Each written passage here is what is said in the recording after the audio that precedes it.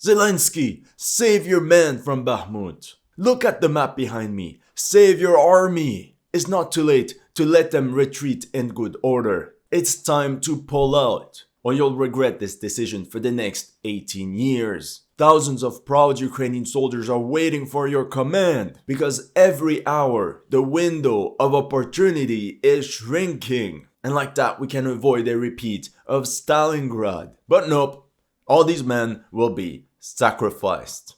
Здавати Бахмут ніхто не буде. Будемо боротися скільки можемо. Вважаємо Бахмут нашою фортецею. Ми не тільки не відійдемо від Бахмуту. Madness, Commander. This is madness.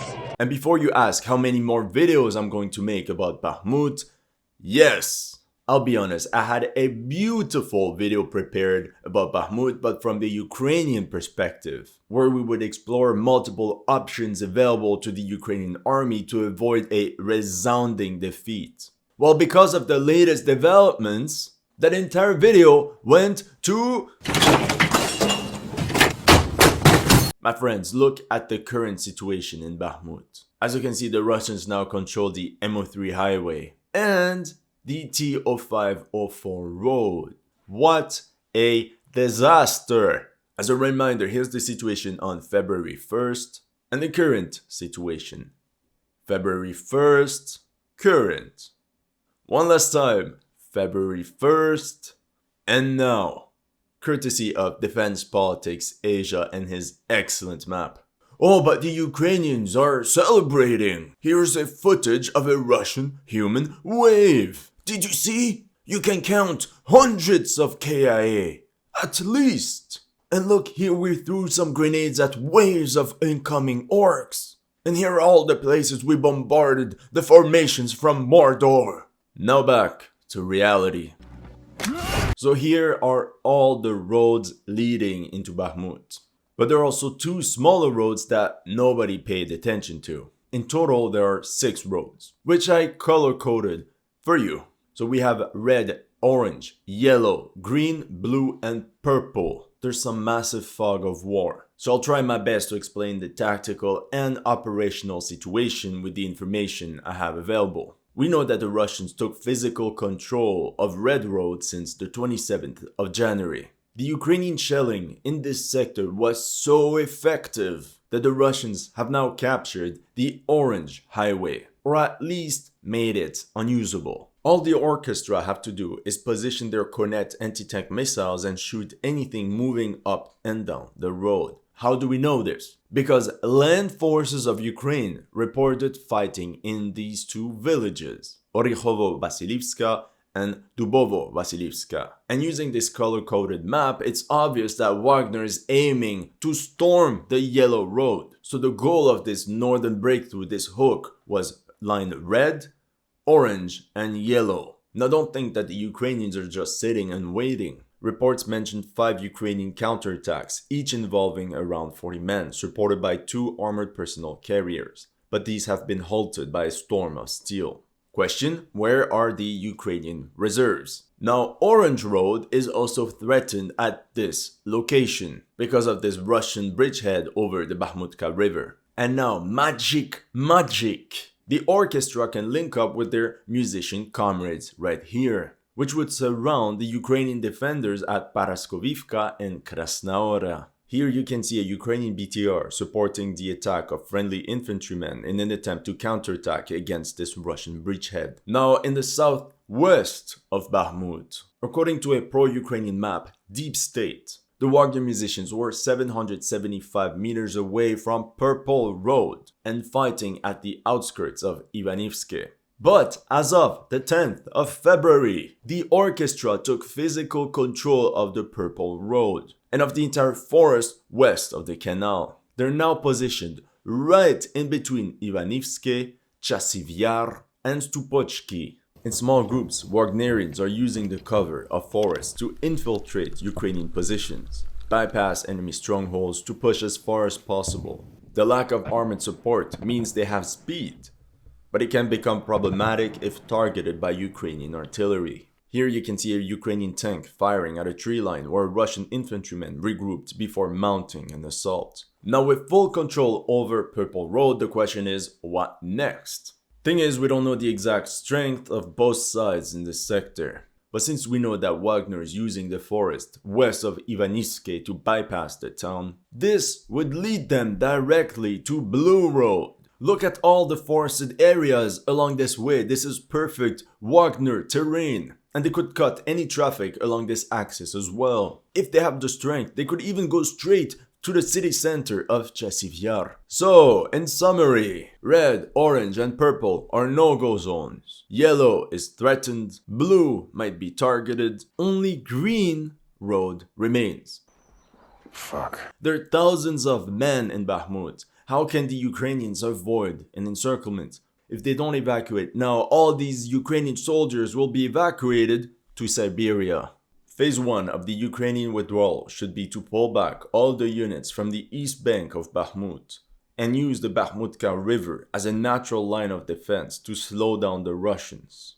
Same maneuver in the north.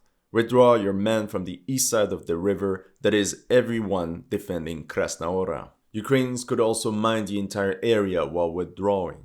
At the same time, send lots of reinforcements into the salients to protect the flanks. This is very important. Phase 2, retreat from the urban area of Bakhmut towards the high ground of Khomove and use the hills to fire at advancing Russian units. Then in the north, it would be time to withdraw from Paraskovivka. Phase 3 would be the most important. Straighten the front line and center your defense on Chasiv Yar, with your main line of defense along the canal on this ridgeline, which can easily be supplied from the west. This would allow the Ukrainian army to complete the objective of slowing down the Russian army until the spring, while at the same time allow Ukraine to salvage its forces to fight another day. Welcome to History Legends. Hold on, let's do it with the shades. Welcome to History Legends. Here are the latest news of the Russo-Ukrainian war. Remember that if you're new to this channel, make sure to like and subscribe. And now a quick word from today's sponsor. I'm presenting you today's sponsor, Masterworks. The war in Ukraine continues to escalate and we continue to feel the ripple effects. Energy prices, food prices, all still skyrocketing by the day, driving record inflation. Inflation that's also impacting our 401k, our portfolios, chipping away at our financial futures. Well, now is the time to try to take action, because experts are projecting 2023 to be just as bad. So do what I do and listen to financial experts and savvy investors. They're seeking refuge in one of history's longest standing stores of wealth, fine art. The global rich still view masterpiece art as an hedge against inflation, and perhaps a safer store of value than stocks and crypto. But finally, you don't need to be a member of the global rich to get in on the action. Thanks to our friend Masterworks. Masterworks is an award-winning fintech platform in New York City's financial district that lets you invest in museum-grade artwork for a fraction of the cost. World-famous artists like Picasso, Banksy, and Monet. And speaking of money, get it? They recently returned tens of millions in total to investors, with their last 3 sales delivering 10, 13, and 35% net returns to their investors. With performance like that, demand is surging. And over 617,000 people have signed up so far, meaning offerings can sell out in minutes. But right now, HistoryLegends subscribers can skip the waitlist. So don't miss out, just click the link in the description now. Thank you to all of you that have already supported me on Patreon or PayPal, and welcome to the headquarters. Low morale in Bakhmut.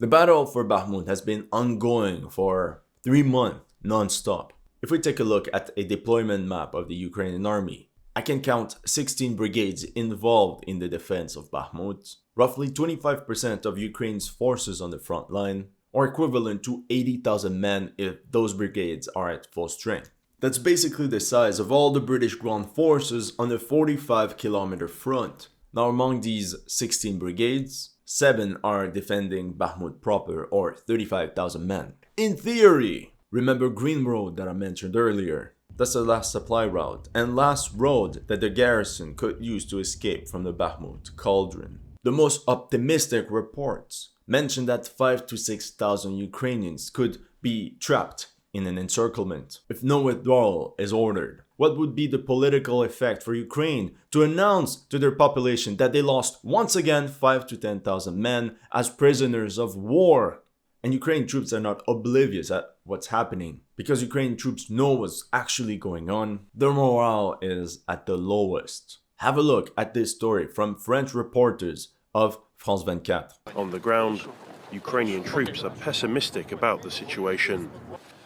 The situation is very difficult for us. The Russians are surrounding Bakhmut. Their faces marked by exhaustion and anxiety. The Russians are so numerous. They look like ants advancing while pushing us back. It's hard to keep our soldiers alive and to hold on psychologically. Meanwhile, Reddit trolls kept mocking Wagner and its suicide squads. But Ukraine does the exact same thing with their newly conscripted troops. Розмовляла з хлопцями, які вивозять наших 200-х і 300-х. І вони сказали, що непідготовлений боєць, от за їх рейтингом, живе в Бахмуті 4 години. На передовій? Так. Ну, це така дуже негативна яка статистика. Мені здається, довше. And check out what this Ukrainian soldier in Bakhmut had to say, knowing that by posting this video to inform you, he puts his life in danger. І що я можу сказати? В самому пеклі, блядь. Якщо, блядь, пару днів, блядь, нас не виведуть, нам всіх пизда. Уже майже половини людей нема. Ніхуя у нас нема. Артилерії нема. Нас цеплять мінами, блядь, пизда. Кольцо скоро закриється. І нам пизда. Ось така ситуація в Бахмуті. Here's another video, a soldier of the 10th Mountain Brigade, complaining that his company has been disbanded and distributed to other units. And he ends up by saying they just need more meat. We can wonder how many times this has happened to other units. But once again, question, where are the Ukrainian reserves? Or have a look at this last video. It's 5 minutes long, so I'll summarize the entire situation. Essentially, the guys with the green armbands are recently enlisted Ukrainian Mobiks, who were sent directly to the Bakhmut meat grinder. The Mobiks were tactically retreating and were stopped by an officer of the Ukrainian NKVD, which you can identify with his different uniform. Follows a heated argument. He tells them to go back. The Mobiks say it does not make sense from a military perspective to fight for this position. They say there are only 7 of them left. They just can't take it anymore. They're exhausted. They're freezing, suffering from frostbite. They haven't eaten for days. And then ask, were all the other 500 men of our battalion to take that position instead of us? To which the NKVD officer replies, there's no one else. Then we learn that the 1st battalion they're part of is actually a Ghost Battalion. The battalion essentially ceased to exist as a fighting formation. We can hear them say no one is responding. Some are dead, but the majority is simply not fighting anymore. They're just hiding in cellars, bunkers and basements to avoid Russian shelling. From a historical perspective, it's very similar once again to the siege of Dien Bien Phu. Many French battalions defending the area became Ghost Battalions, with only 25% of the regular manpower available. Most wounded soldiers went to the rear and never returned to the front. Now imagine hundreds of men, thousands, from all units mixed up, all nationalities, just sitting in trenches waiting for the battle to end. There was no more command structure and morale was at the lowest. On top of that, many able-bodied men simply hid for weeks in dugouts and trenches. After the surrender of the garrison, when the Viet Minh entered the camp, they were shocked to find out that they had captured 11,000 prisoners, of which only about 3,000 managed to return home. One can wonder what would have happened to this battle had all these men fought until the end, instead of dying in prison camps. Last stand. So I have to admit, all these Ghost Battalions make a planned withdrawal much more complicated. Now for me, the tragedy. Out of the 7 brigades fighting in Bakhmut proper, 5 are part of the territorial defense or the National Guard.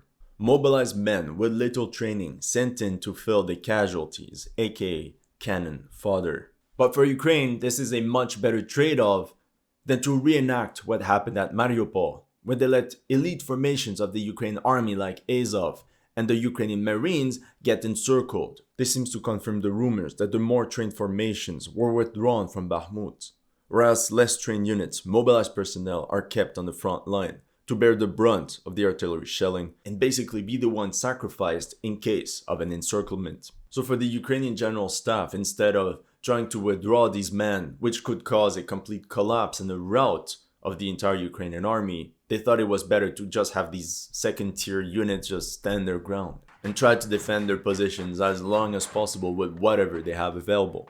I'm not saying it's a good or bad strategy, I'm just reporting on what's happening. It's tragic, but this very pragmatic solution was perhaps the best of the worst scenarios. Perhaps like that, these Ukrainian mobilized personnel can hold off Wagner assault units for couple more weeks. This Wagner soldier says that every building in Bakhmut is like a fortress. They have to deal with snipers, machine guns, and artillery fire. Russian forces have to bombard every single block, sometimes using mobile mortar crews that disembark from the IFV to fire the mortar and then quickly return to safety to avoid counter-battery fire. Only then can Wagner assault units attempt to storm enemy positions. How would all these Ukrainian soldiers be transported to the rear is also another question. A lot of Ukrainian armored vehicles like this M03 APC have been destroyed over time through battle attrition. If you look at this footage, many Ukrainian units are left with only civilian pickup trucks or vans, if they're lucky, which explains all the videos we saw of Ukrainian soldiers simply leaving the area on foot and in small groups to avoid getting detected by Russian drones. Because of that, the Ukrainian objective is to hold off the Russians at Bakhmut as long as possible until their mechanized formations are ready to launch their spring offensive. At the rear, we see Ukrainians unloading new armored vehicles and trucks that were transported by rail.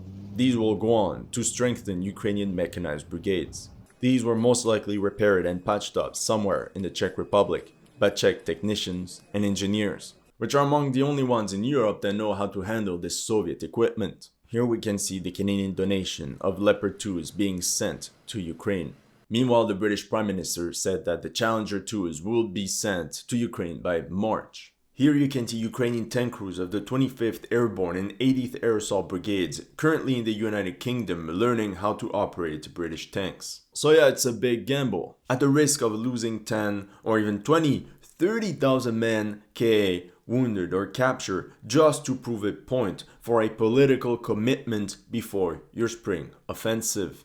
Anyway, that's all I have for you today. Let me know in the comment section what you thought of my analysis. If you're new to this channel, make sure to like and subscribe. And if you want to support this channel, make sure to check out my Patreon or PayPal. The links in the description.